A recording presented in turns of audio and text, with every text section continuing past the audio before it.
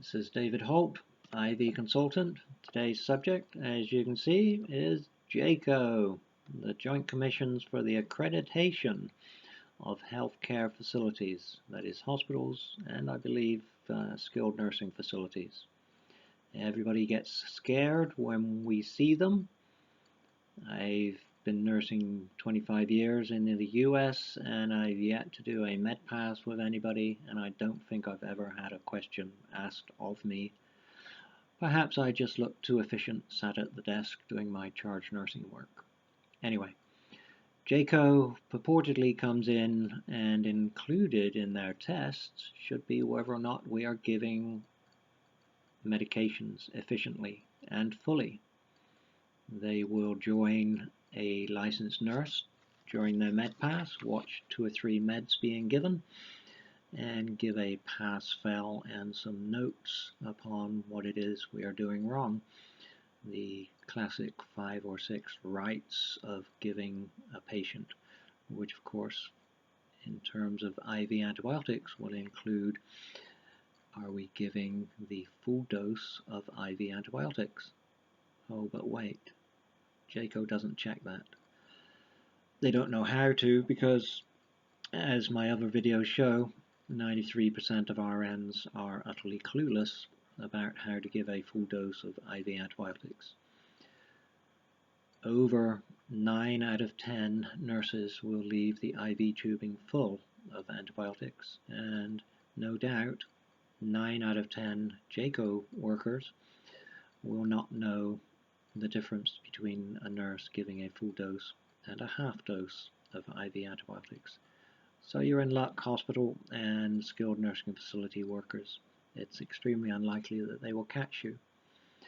So as the title of this in YouTube is JCAHO, there's just a chance that people looking up JCAHO will find it, and perhaps that'll be some of the workers, and they'll need to learn how to check to see if nurses are giving a full dose. So to JCAHO workers everywhere, verifying the 5,000 or so hospitals that you check every year or two, here we go.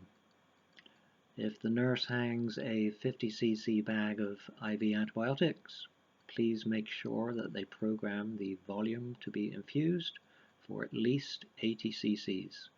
That is based on the Holt 30cc rule. You program the pump for at least 30 cc's more than is in the IV bag.